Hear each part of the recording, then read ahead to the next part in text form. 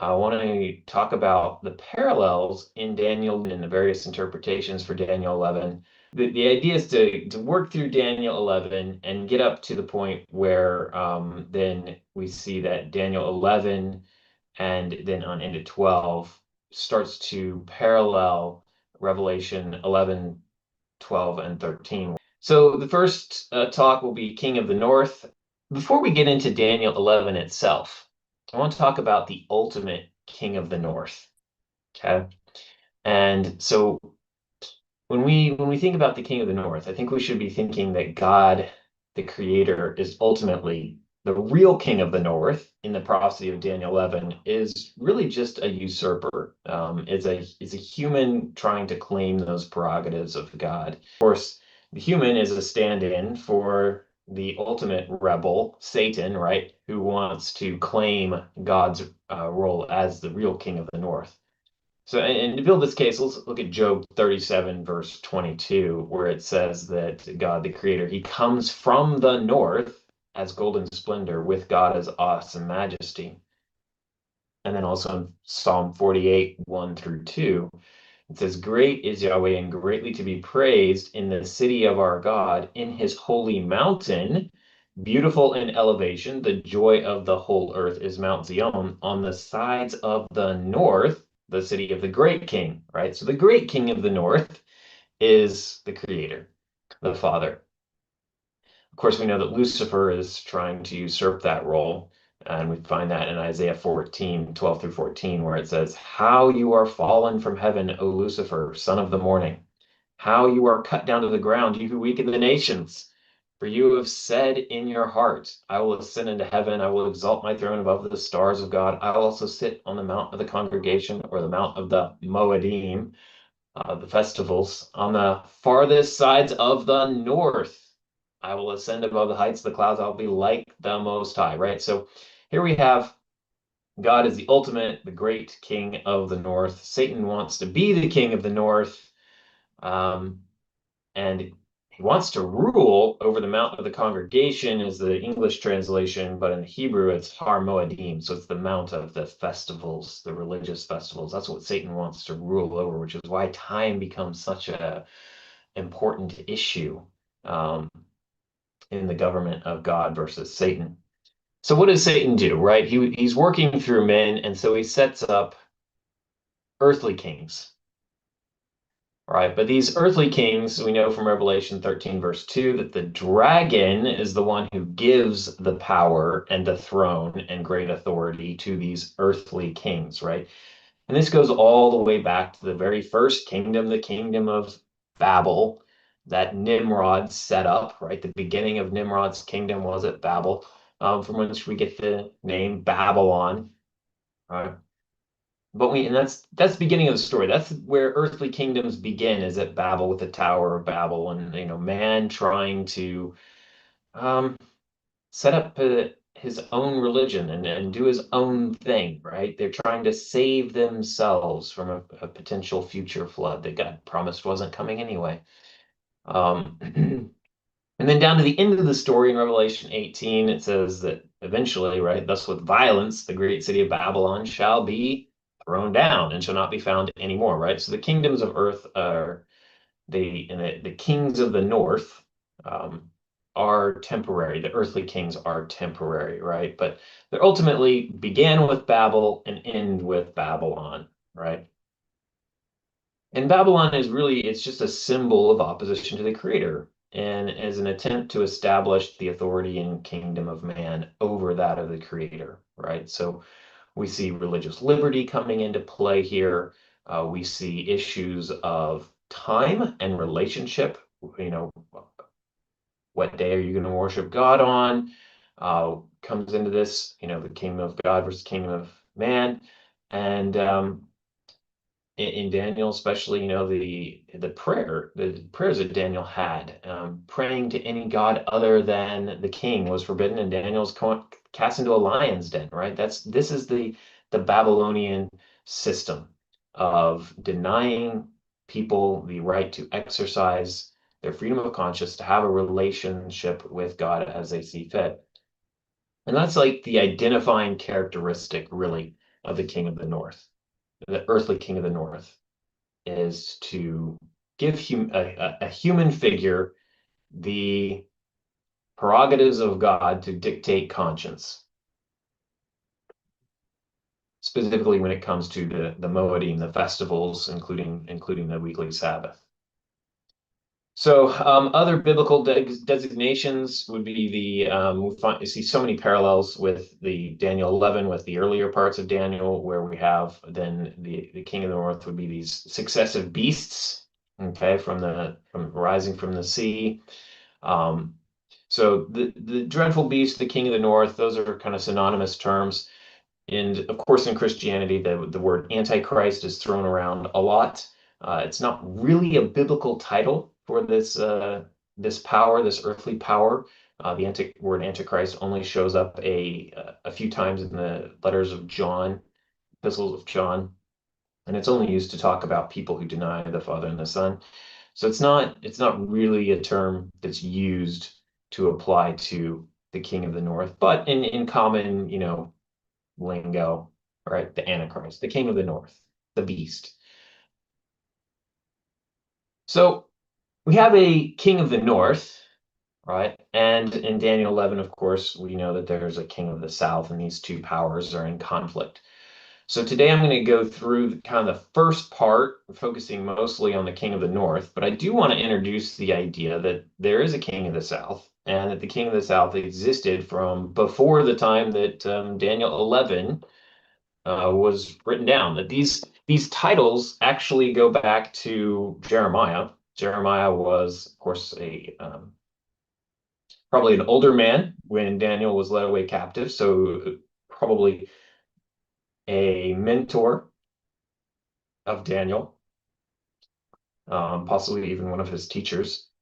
So in Jeremiah 46, in verses 2 and 24, it says that concerning the army of Pharaoh Necho, king of Egypt, which was by the river Euphrates in Carchemish, in which Nebuchadnezzar, king of Babylon, defeated, the daughter of Egypt shall be ashamed. She shall be delivered into the hand of the people of the north. All right, so we see this first idea of these two kind of opposing kingdoms. A kingdom from the north, which would be identified in this case with Nebuchadnezzar, the king of Babylon. And then the opposing would be Pharaoh Necho, king of Egypt. So if you have a king from the north, who the opposing would be likely from the south, right? And the whole idea is that, right, you have the Fertile Crescent, and between Babylon and Jerusalem is a great desert. So even though Babylon is technically east of Jerusalem, they would have to march their armies up along that Fertile Crescent, in order to have water and supplies, and then down from the north into Jerusalem. And so the title King of the North is not so much a title of where Babylon is actually located, it's from the direction that that army attacks Israel from, attacks Jerusalem from. So Egypt would have come up from the south, Babylon from the north, hence these two designations. And so, right, this is a pretty famous battle because it really was kind of broke Egyptian power in the Middle East and gave rise to the Babylonian Empire. And Necho was off to support the king of Assyria. Assyria was the preceding kind of world empire, also kind of referred to as a king from the north in the Hebrew scriptures. But he goes to fight and support the Assyrians against the Babylonians. The Babylonians are the new power on the rise. In 2 Kings 23:29, we find a little more details about that. It says, in his days, Pharaoh Necho, king of Egypt, went to the aid of the king of Assyria to the river Euphrates. And the specific location will be Carchemish. And King Josiah went against him. And Pharaoh Necho killed him at Megiddo when he confronted him. And it's a very fascinating story here. But King Josiah, the king of Jerusalem there, king of Judah, the northern tribes of Israel have already been led captive by the Assyrians, and King Josiah, he decides to go to battle against Necho. In essence, Josiah was siding with Babylon. You recall that his grandfather, Hezekiah, had ambassadors come from Babylon, and obviously there was a degree of trust between Judah and Babylon because King Hezekiah showed all the wealth of his kingdom to the Babylonian envoys, right? And this is very interesting for me because Pharaoh Necho tells Josiah, "Don't fight me. You're going to find out that you're fighting God if you fight me." And Josiah is killed. And what happens when Josiah is killed is that one of his sons is installed as kind of a puppet king, a vassal king by Necho. However, within 3 months, the Babylonians come, depose that one son of Josiah, and put in another son of Josiah as their puppet, right? And then in a few years after that, what do we see? We see the king of the north, who, in essence, King Josiah had actually supported. The king of the north actually then attacks and conquers Jerusalem. Not Egypt, right? Egypt should not have been their concern. And by his actions, he kind of had an alliance with Babylon going on, and Babylon came in then and took over Jerusalem. So it's very, very telling. And I think we'll see this pattern happen again and again, where there's an alliance between the Jewish nation and the king of the north, and it comes back to bite them. And we'll see that again when we talk about Rome as well. So Daniel, how does he play in here? So let's take a look at Daniel, right? He has really what amounts to the most detailed, longest duration prophecies in the Bible, like 2,500 years that Daniel 11 spans from Daniel's day right up to the end of time, right? So today and what maybe a few years down the road. It's one of the best preserved books in the Dead Sea Scrolls. There's 8 different scrolls containing multiple portions of all of the chapters in Daniel 11 except 9 and 12. So Daniel 11 is in the Dead Sea Scrolls, if you were wondering about its authenticity. These scrolls date to the mid-2nd century BCE. So as we go through, keep that in mind, that the prophecies here and our oldest written records are contemporaneous. And so any prophecies after that time, right? I mean, we know that they have to be prophecies that are fulfilled. They're not a historical writing after the fact, right? Um, and I just want to point out also that Daniel, there were 2 tests given to Daniel, right? So when we think about this idea of religious liberty and identifying the characteristics of the king of the north to oppress religious liberty, it does so in 2 ways, right? Through the health laws, the creator's health laws, and relationship with the creator. And so Daniel and his friends, right, they passed the first test with the king of Babylon, and they turn down the unhealthy foods, right, that are offered to them. The second test, Daniel and his 3 friends, right? They passed the test when Nebuchadnezzar built the golden statue and commanded everyone to worship them, right? But Daniel's test didn't actually come later. His test came after the king of the north title passed from Babylon to Persia, right? And Daniel's thrown into the lion's den. But both of those tests for his friends and him had to do with his relationship with God and praying to God alone. Um, so watch out for those things, right? When we're thinking about how do we identify the king of the north today, we look for someone who comes against the creator's health laws and who ultimately comes against the creator's relationship that he's designated with us through the appointed times, the daily prayer times that Daniel experienced, as well as festivals and Sabbaths. So let's start off. Let's take a look at Nebuchadnezzar. And what I want to do here is I want to kind of tie Daniel's prophecies together, because the prophecies in Daniel 2 of the statue with the golden head on down to the feet and legs of iron parallels the prophecies in Daniel chapter 7, as where we see the different beasts coming up out of the sea, right? So in the case of Babylon, the beast that's represented is actually a winged lion coming up out of the sea in Daniel 11, and we actually see that same winged lion in the throne room, depicted in the throne room of Nebuchadnezzar. And so this is actually in the British Museum. I've been able to go and see it.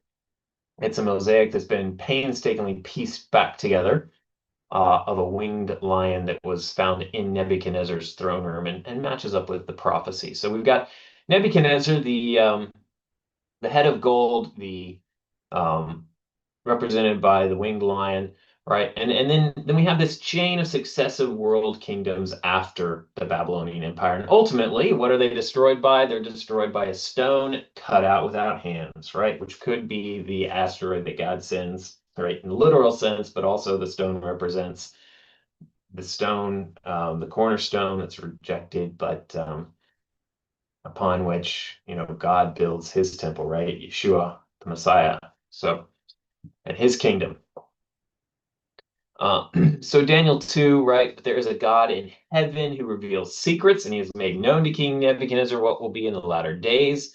And then Daniel interprets a vision. You are this head of gold, but after you shall arise another kingdom, right? So Nebuchadnezzar is one of the kings of the north, but after him, someone else takes that title. And Daniel 2 continues on, inasmuch as you saw the stone was cut out of the mountain without hands, and that broke in pieces the iron, the bronze, the clay, the silver, and the gold, the great God has made known to the king what will come to pass after this. The dream is certain, and its interpretation is sure. All right, so that's Babylon. We're going to move on to the chest of silver now, right? And we know that this is Cyrus. And Cyrus is first mentioned in Isaiah, where it says, and I will dry up your rivers, who says of Cyrus, he is my shepherd, and he shall perform all my pleasure. Isaiah 44, and in Isaiah 45, continuing on. Thus says Yahweh to his anointed, to Cyrus, whose right hand I have held, to subdue nations before him, and loose the armor of kings, to open before him the double doors, that the gates will not be shut. And so we see Cyrus represented by the chest and arms of silver in the statue. All right, and in Isaiah, it's specifically prophesied that he's going to gain access and conquer by going through a dried up river and open doors that are not shut, which is exactly how he conquered Babylon in 539 BC. The Babylonians were very proud of their defenses and thought they were impregnable. And Cyrus actually diverted the flow of the Euphrates, marched under the walls of the river, under the walls of the city, in the river there, and then into gates into the city. Took it without much of a fight. Now, in Daniel chapter 7, right, the winged lion is succeeded by a bear. And the bear is raised up on one side, and it has 3 ribs in its mouth. And being raised up on its side has traditionally been interpreted as the fact that you have kind of 2 powers making up the Medo-Persian Empire, the Medes and the Persians. Well, Cyrus was actually a vassal king to his grandfather, a Mede. So Cyrus, a Persian, his grandfather is a Mede. Media was the original kind of kingdom empire, right? But Cyrus rose up, and there's a bit of an uneven balance of power then between the 2 shoulders of the bear, between the 2 kingdoms of the Medes and the Persians. And he ends up conquering Lydia, which is modern-day Turkey, in 546, then Babylon in 539. He doesn't conquer Egypt. That's left to his successor Cambyses in 525. Well, here's an image of Cyrus from Pasargadae in Iran. And so let's point out some interesting features of Cyrus. He's kind of represented as divine. He's got these wings here, and then he's got this these 3 crowns on his head, and then he's got these ram's horns, which is really, really interesting because continuing on in Daniel 8, we have another vision of Daniel in which the Persian Empire is compared to a ram, okay? Um, but before we get there, I'm going to tell you about this guy named Dul Qarnayn. Okay. Dul Qarnayn he comes from Islamic eschatology. He's kind of a Islamic prophetic figure. And he's actually mentioned in the Quran in what they call the book of Al-Kahf or the Surah Al-Kahf. It says, and they ask you, so they're asking Muhammad about this figure called Zulqarnain. And he says, say, I will read for you an account of him as a reminder. Indeed, we empowered him in the land and brought him all kinds of means. It goes on. But the point is this Zulqarnain figure, in Persian, the word dul is two.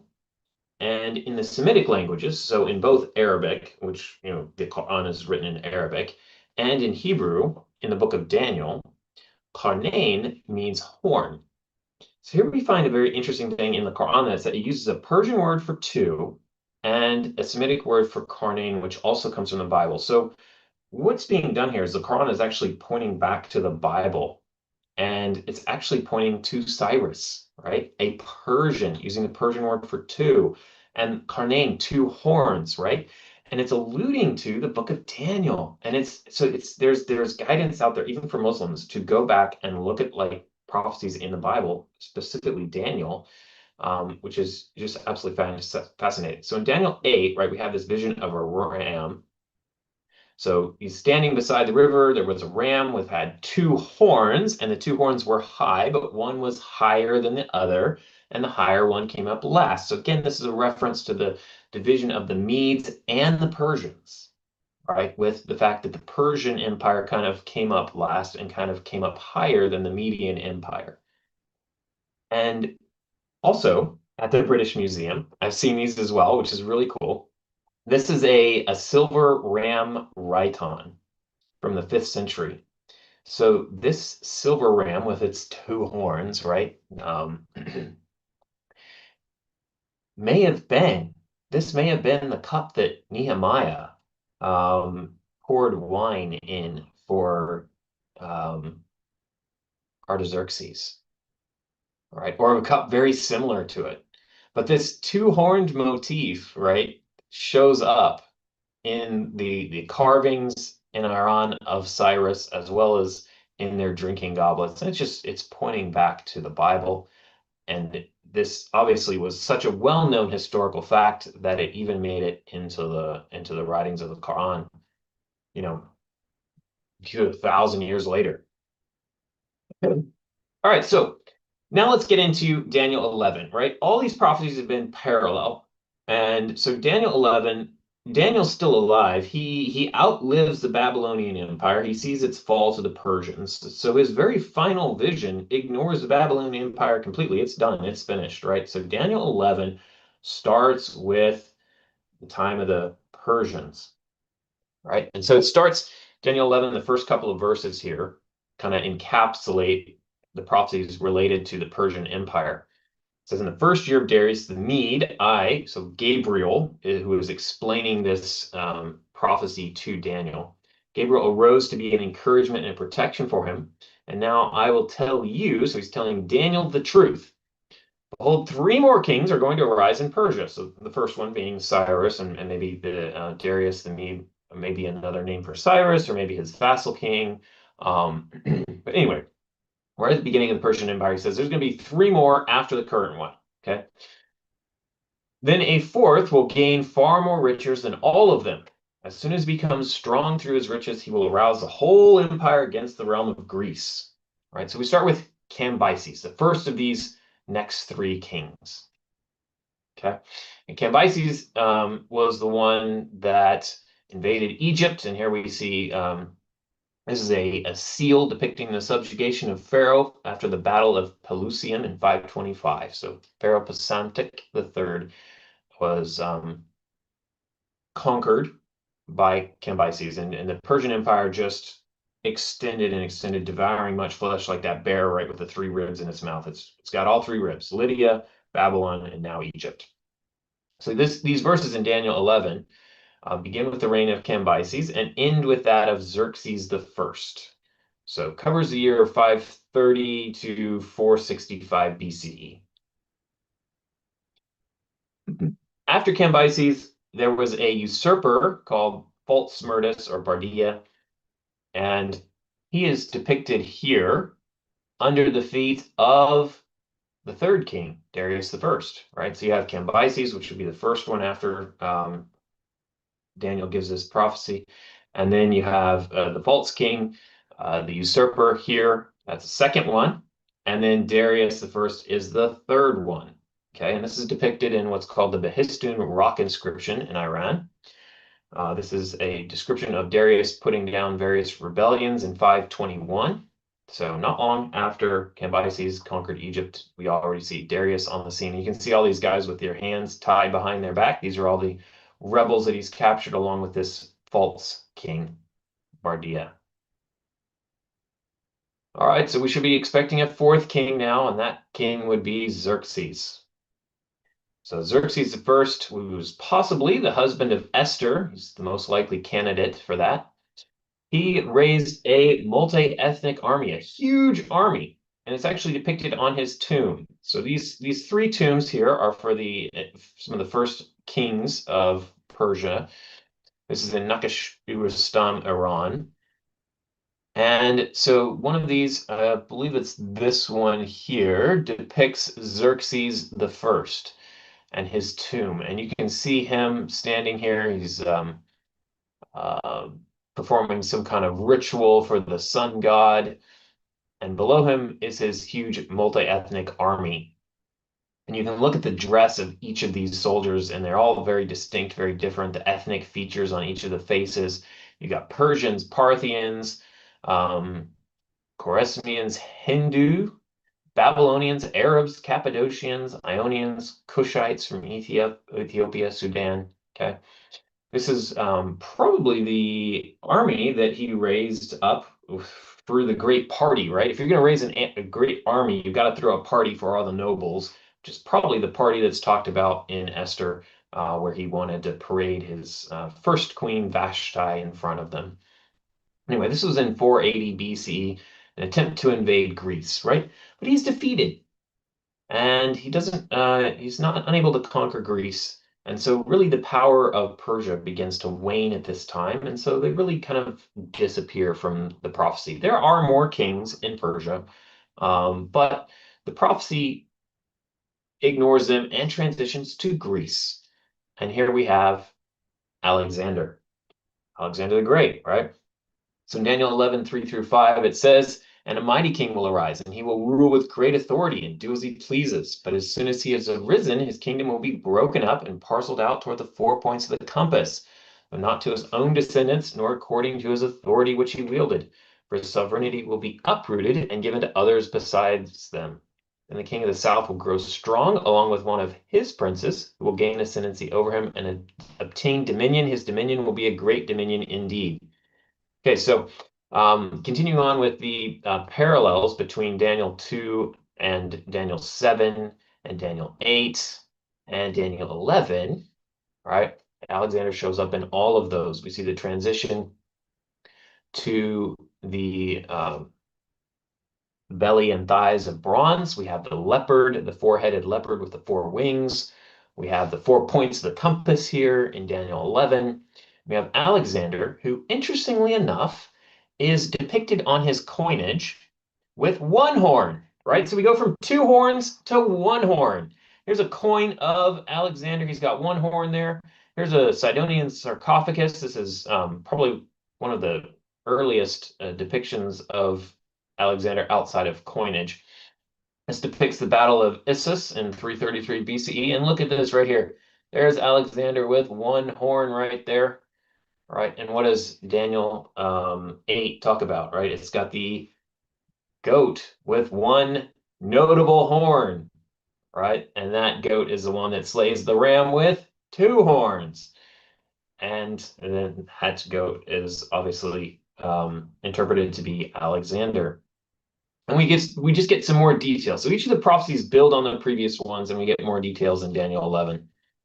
So here we know that, of course, his empire is broken up into 4, but not to his descendants. and the king of the south. So here we find the first reference to the king of the south. This is very key, right? And one of his princes. So one of the king of the south's princes gains ascendancy over the king of south and has a very great dominion indeed. Okay. So just back up, Alexander defeats the Persians at the Battle of Gaugamela in 331, rapidly conquered a huge dominion from Turkey to India in 8 years, and died at 32 years old, right? He doesn't have any successor, so his empire is divided up into four. Cassander takes most of Greece, Lysimachus takes Asia Minor, and Ptolemy takes Egypt, right? Ptolemy is one of his generals. And under Ptolemy, he has an admiral named Seleucus. But that Seleucus rebels against Ptolemy and makes his own kingdom. Okay. So Ptolemy becomes the king of the south. The king of the south is the king of Egypt in this case. And so the very first mention of a title for king of the south, right? Again, king of Egypt. All right. And it kind of calls back to that. Okay, who was fighting against Babylon, the king of the north, Nebuchadnezzar at Carchemish? It was Egypt, right? Okay. So we're starting to see a history where the king of the south is Egypt. But now we got this, and the king of the north, however, kind of changes names, right? First it's first it's Nimrod, and then it's Assyria, and then it's Babylon, right? The head of gold, and it's transitioned to Persia, and then it transitions to Greece. Okay. But the characteristics of the king of the north are always the same. They're always persecuting and people, they're not allowing freedom of conscience, right? So with Daniel and his friends, it was the kingdom of Babylon and then the kingdom of Persia. Greece, it was the Maccabees, right? Rome, it was our Messiah and the disciples, right? And continuing on down through from pagan Rome to papal Rome. So king of the north can always be identified by that characteristic of trying to set itself up in place of God. King of the south, though, was Egypt, with Pharaoh Necho. Now it's Egypt again in Daniel 11 with Ptolemy the First.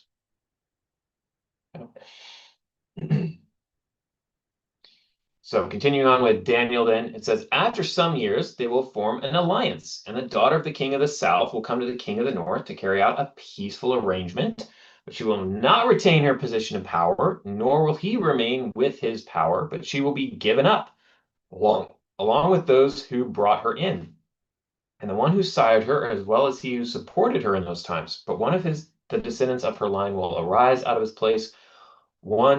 He will come against their army and enter the fortress of the king of the north and deal with them and display great strength. Also their gods with their metal images and their precious vessels of silver and gold he will take into captivity to Egypt. And he on his part will refrain from attacking the king of the north for some years. And the latter will enter the realm of the king of the south, but he will return to his own land. So just to run through the interpretation of these verses in, you have now Ptolemy II gave his daughter Berenice to Antiochus II. So that we have the two sons of the initial founders of these king of the north and the king of the south kingdoms. And they're trying to arrange peace through marriage now, right? Oh man, has that been a story throughout history? Antiochus, though, later divorced Berenice to remarry Laodice, his first wife. But Laodice was, I guess, kind of angry about the whole situation, murdered Antiochus, murdered Berenice, their son, and all of Berenice's attendants, just as Daniel 11 talks about. And at that time that Laodice committed this mass murder, Ptolemy III had just become king in Egypt. He actually attacks the Seleucid capital of Antioch, enters it, and finds that his sister and son are already murdered, right? That was in 246 BCE. So he's going to support Berenice and the son to be, the next rulers of the Seleucid Empire, when Laodice, probably sensing that time's up, decides it'd be better to murder them before they gain power. But Ptolemy, in consolation, he did actually return to Egypt with a lot of gold and the idols. So Cambyses, the Persian, who had conquered Egypt, took a lot of idols out of Egypt. Ptolemy brought them back. Okay. And then, which is exactly what Daniel 11 talks about. Seleucus II later regained lost territory, invades Egypt. Okay, but they kind of go back and forth. So that's the story here of these next few verses. So we come down to Daniel 11, verse 10 through 12 now. His sons will mobilize. We're talking about the king of the north. Talking about Antiochus II's sons will mobilize and assemble a multitude of great forces, and one of them will keep on coming and overflow and pass through. Then he may again wage war up to his very fortress. The king of the south will be enraged and go and fight with the king of the north. And the latter will raise a great multitude, but that multitude will be given into the hand of the former. When the multitude is carried away, his heart will be lifted up, and it will cause tens of thousands to fall, yet he will not prevail. So this is typically interpreted to be the Battle of Raphia. So the two sons of Seleucus II raised a great army, but Seleucus III was assassinated, leaving his brother Antiochus III to lead the army right up to the borders of Egypt at Raphia. Now, Raphia has been in the news a lot lately. If you follow any of the events happening in Gaza, and they talk about the Rafah crossing there between Gaza and Egypt. Okay, this is where a lot of the humanitarian supplies are supposed to be going into Gaza. And so this is the site of the Battle of Raphia in 217 BCE between the Egyptian forces of Ptolemy the fourth now and Antiochus III. And they actually used elephants in this battle. It was a huge army on both sides. Lots of equipment, lots of soldiers in this army. Huge casualties because they had elephants, right? So elephant falls over, it's going to kill a lot of guys under it as well as on it. Just a big bloodbath, as described in the prophecy. So Ptolemy, after this, he kind of regains control of Jerusalem. He goes and attempts to offer sacrifices in Jerusalem, right? His heart's lifted up. He wants to play God and take over religion there in Jerusalem. And he ends up massacring a bunch of Alexandrian Jews. So a lot of people fall. It's a real bad time to be a believer in God at these times, as these kings battle it out, and they get suspicious, or they begin to persecute minorities. Just a real mess. Next up is the Battle of Panium, described in Daniel 11, 13 through 16. It says, for the king of the north will again raise a greater multitude than the former, and after an interval of some years, he will press on with a great army and much equipment. Now in those times, many will rise up against the king of the south. The violent ones among your people will also lift themselves up in order to fulfill the vision, but they will fall down. And then the king of the north will come, cast up a siege ramp, and capture a well-fortified city. The forces of the south will not stand their ground, not even their choicest troops, for there will be no strength to make a stand. But he who comes against him will do as he pleases, and no one will be able to withstand him. He will also stay for a time in the beautiful land, with destruction in his hand. So Antiochus, doesn't give up. He raises another great army to defeat Ptolemy's general Scopas at the Battle of Panium in 200 BCE. And here, for the very first time, he uses these heavily equipped cavalry known as cataphracts. Okay, they're like tanks of the day. They're armored horses that, the horses themselves are wearing metal armor. So the heavy equipment that's talked about in Daniel right here. These are actually depicted on the balustrade reliefs, this lucid cataphract armor. You see this helmet, this horse's helmet here, as well as various helmets for the soldiers, and breastplates, and arm guards, shin guards, all this, significant amount of armor. This is at the Temple of Athena in Pergamum in Turkey. And now, not sure if that's in the British Museum or not. Don't remember.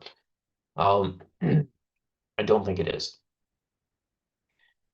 So Scopas retreated. He retreated to Sidon, which was pretty heavily fortified, but he was forced to surrender under siege and left Judea to Antiochus. And during this time, southern Egypt Macedonia, Carthage, and Judea. So lots of different revolts happened against Ptolemy V. So a lot of interesting parallels between what we see in history and the prophecy. And I know it'll take time for you to kind of, if you want to delve into this for yourself and sort it out. That's fine. After this, Daniel 11:17 through 19, I believe, predicts the Battle of Magnesia. So it's talking about the king of the north. It says, he will set his face to come with the power of his whole kingdom, bringing with him a proposal of peace, which he will put into effect. But he will also give him the daughter of women to ruin it, but she will not take a stand for him nor be on his side. Then he will turn his face to the coastlands and capture many. But a commander will put a stop to his scorn against him, moreover. He will repay him for his scorn. So he will turn his face towards the fortress of his own land, but he will stumble and fall and be found no more. So who's this daughter of women, and who's this commander, and what are these coastlands? So Antiochus actually gave his daughter Cleopatra the First, not Cleopatra VII. Cleopatra VII is the one of Julius Caesar, Mark Antony fame. Cleopatra the First would be an ancestor of hers. Okay, so Antiochus gave his daughter Cleopatra the First to Ptolemy the Fourth in hopes of an alliance, but she ended up siding with Ptolemy, her husband. That happened in 193 BCE, so we're getting down to the roughly the same years that we're finding the Dead Sea Scrolls now, right? And Antiochus goes off, instead of trying to fight with the king of the south in Egypt, he goes off to fight in the Aegean. And if you've ever looked at a map, you know it's full of coastlands and islands, right? He's trying to conquer to the west, okay? Now, there's a commander, a Roman by the name of Scipio, and Scipio defeats him at the Battle of Magnesia in 189. So the prophecy is very specific, right? When it says king, it means king. When it says commander, it means commander. Okay. Um, so obviously, at the time of Daniel's writing this prophecy, the Greek idea of democracy was on the rise. So, they could have used other terms than king if they had been talking about democracies or republics or whatever it was, but it specifically says king of the north. So we got to be looking for a monarchy to fulfill these, which we have in the king of the north, king of the south. But then we've got this commander, right? So we're implying this is not from a monarchy here. Okay, this is a commander. Scipio is given the name Asiaticus because of his great victory over Antiochus in Asia Minor there. And eventually, Antiochus was forced to pay war reparations at a treaty the following in 187 BCE and died the following year in Susa. Susa would have been a Persian city. That's where he was born. Remember, his empire controlled the former Persian Empire. And he ends up dying there exactly as the prophecy predicts. And so at this point, everything I've shared with you lines up pretty much to a T across the Christian world. Whether you talk to an evangelical Christian or an Adventist Christian, it really doesn't matter. Everyone pretty much, there's so much detail in these prophecies that everything lines up to this point here. After this, a lot of evangelical Christianity will continue with Antiochus the Fourth, Antiochus Epiphanes, as the next king of the north. However, pretty universally among Adventist scholars, we see a transition to Rome. And so I'm just going to kind of introduce Rome, and then we'll leave Rome for a more detailed discussion at our next meeting. So the next verses in Rome, Daniel 11:20 through 22. There shall arise in his place, so in the place of the king of the north, one who imposes taxes on the glorious kingdom.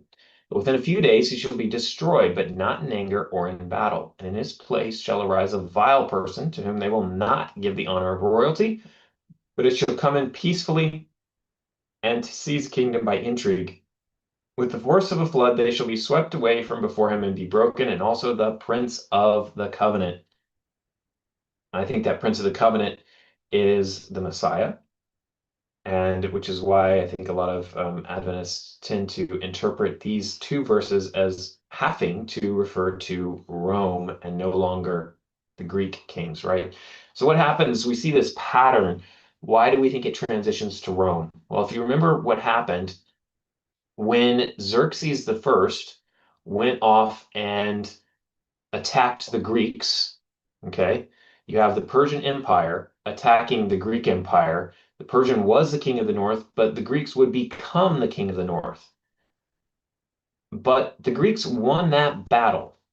So even though there were more kings of Persia between that time and the time of Alexander the First, who conquered the Persian Empire, the prophecy transitioned to Greece at that point. Okay, it ignores the intervening years of the waning of the Persian Empire, and just goes ahead and moves to Greece. I think we see that same thing here, right? Where you have Antiochus III.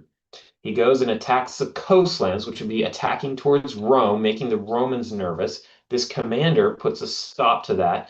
And what do we see? We see the end of Greek domination, right? And we see the waning of the Greek Empire. So even though the Greek Empire continues on for a little while, right, the prophecy transitions to the Roman Empire.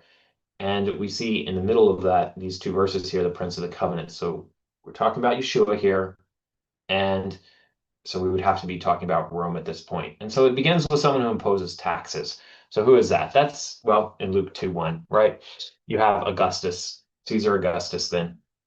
It came to pass in those days that a decree went out from Caesar Augustus that all the world should be registered. Why? Census. Why take a census? To collect taxes. Um, After Augustus comes Tiberius, and Tiberius was the emperor under whose reign Yeshua, the Prince of the Covenant, was crucified. And Tiberius never had all the titles of royalty. So this is, I think, the two figures that are kind of mentioned in Daniel 11, 20 through 22. And this is the pagan Roman Empire, alive and well at the time of Yeshua. And then we see a transition. And I will stop here and we'll pick it up, the transition from pagan Rome to papal Rome at whenever Sandy has me on again. So thank you guys. I'll open it up for any questions, any discussion points. Hopefully it was just review for most of you and prep for where we're going next. Also, I just finished reading your book. And I think it's really exciting, and I'm probably going to buy a couple more copies to give out. So it's wonderful. It's really good.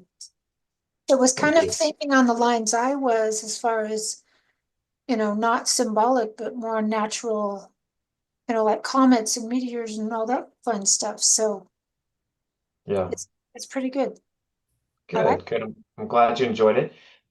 If you would leave me a review on Amazon, because that really helps the algorithms. Oh, of course, of course.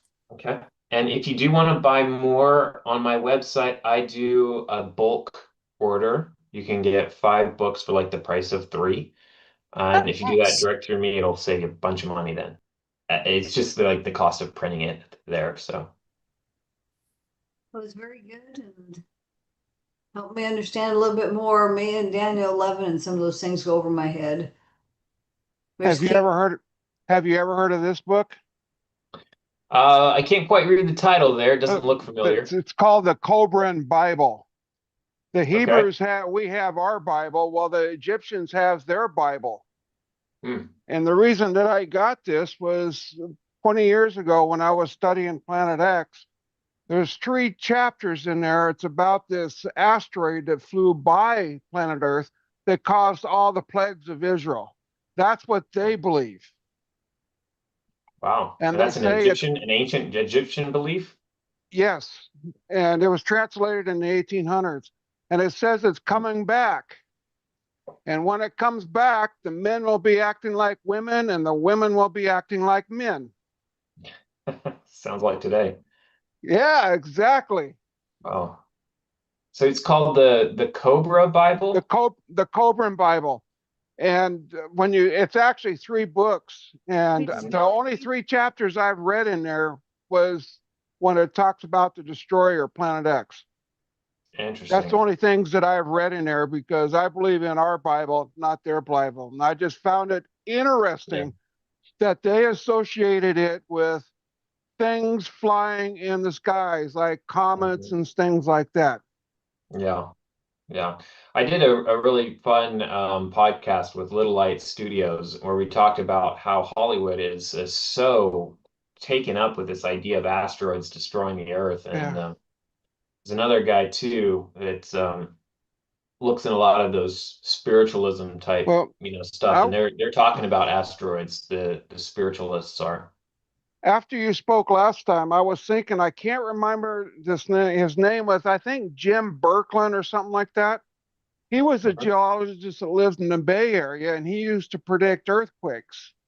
And he predicted them on the tides, solely on the tides. And he passed away, I don't know, 10, 15 years ago, but he was a very interesting character. Interesting. I just read an article by a British climate change guy talking about how increased rainfall can create earthquakes. And so you don't need much, just a little, like you said, a little change in the tides, a little bit of rainfall, and Well, he used to have a newsletter. I remember first time I heard about him was Art Bell, and I listened to him. And the strength of the tides, what he would do in this newsletter, he would say that there's a chance, like 80% of chance of this here because it's more, or 30% chance. He would qualify the chances of having earthquakes someplace. Well, thank you, Ryan. That was very good, and it was very interesting. Yeah, Ryan, I just want to say I really like the way you've broke down the King of the North